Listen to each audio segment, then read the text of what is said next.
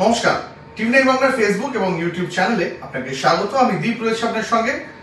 আমরা এই ইউটিউব চ্যানেলে এবং ফেসবুক চ্যানেলে টিভি9 বাংলার নিত্য নতুন আমরা ইউনিক কিছু কন্টেন্ট নিয়ে আলোচনা করি, যেগুলো সচরাচর টেলিভিশন বা খবরের কাগজে আপনার চোখে খুব একটা পড়ে না। কিন্তু আজ যেটা নিয়ে আলোচনা করবো, নিশ্চয়ই আপনি সেটা নিয়ে আলোচনা অন্তত গত 48 থেকে 72 ঘন্টার মধ্যে অনেকবার শুনে ফেলেছেন।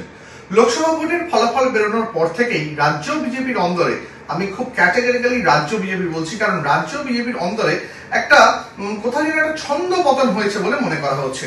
একের পর এক নেতারা, রাজ্য স্তরের নেতারা, তারা দলের শীর্ষ নেতৃত্বের বিরুদ্ধে, রাজ্য স্তরের নেতৃত্বের বিরুদ্ধে কোনো না কোনো একটা এমন ইঙ্গিত করছেন যেখানে দলের মধ্যে কোথাও একটা অন্তর্কলহের কিন্তু ইঙ্গিত মিলছে। শুরুটা হয়েছিল দিলীপ ঘোষকে দিয়ে। তিনি বলেছিলেন যে রাজনীতিতে সবাই হাতে কাঠি নিয়ে ঘোরে, দিলীপ ঘোষ হাতে লাঠি নিয়ে ঘোরে।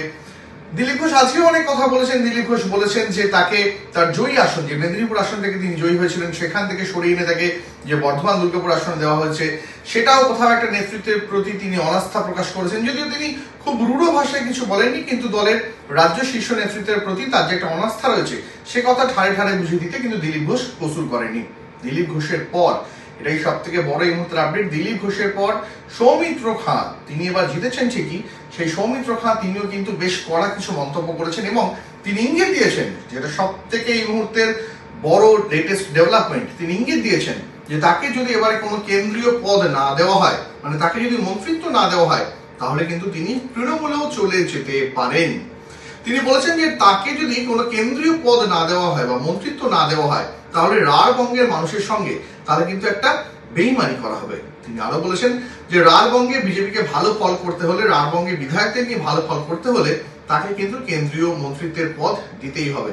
রাঢ়বঙ্গের যে বিধায়করা তার সঙ্গে আছেন, তার প্রতি আস্থা রেখেছেন, কিন্তু সৌমিত্র খাঁ এটাও স্পষ্ট করে দিয়েছেন যে তৃণমূলের একদম জেলা স্তরের নেতাদের সঙ্গে তার কিন্তু যোগাযোগ রয়েছে। খুব ইঙ্গিতপূর্ণভাবে সৌমিত্র খাঁ বলেছেন যে রাজ্য স্তরে কোন নেতার সঙ্গে তার যোগাযোগ নেই, কিন্তু জেলা স্তরের নেতাদের সঙ্গে তার কিন্তু যোগাযোগ আছে। এবং তিনি যদি কোনো ভালো পদ না পান, সৌমিত্র খাঁ যদি এবারে কোনো কেন্দ্রীয় মন্ত্রিত্ব না পান, তাহলে কিন্তু তিনি তৃণমূলেও চলে যেতে পারেন, এমন ইঙ্গিত দিয়েছেন। এখানেই শেষ নয়, দিলীপ ঘোষ সৌমিত্র খাঁয়ের পর মুখ খুলেছেন লকেট চট্টোপাধ্যায়ও। লকেট চট্টোপাধ্যায় তিনিও ভালো ফল করেননি, হেরে গেছেন। সেই লকেট চট্টোপাধ্যায় তিনি মন্তব্য করেছেন যে বিজেপির জাতীয় নেতৃত্ব, কেন্দ্রীয় নেতৃত্ব, তারা তার পাশে থাকলেও রাজ্য নেতৃত্ব বা স্থানীয় নেতৃত্ব সেই সম্পর্কে কিন্তু তিনি কোনো মন্তব্য এড়িয়ে গেছেন। তিনি বলেছেন যে হারের কারণ কি, তার জন্য দলের অন্দরে তার ব্যাখ্যা, তার কারণ খুঁজতে হবে।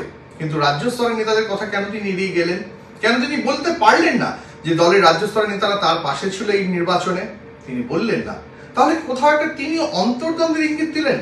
আপাতত বিজেপির একের পর এক নেতা, বড় বড় নেতা, অত্যন্ত পরিচিত নেতা, তারা যখন এভাবে মুখ খুলছেন, তখন কিন্তু বোঝাই যাচ্ছে যে কোথাও একটা রাজ্য বিজেপির অন্দরে, বঙ্গ বিজেপির অন্দরে সুর কিন্তু কোথাও একটা কেটেছে।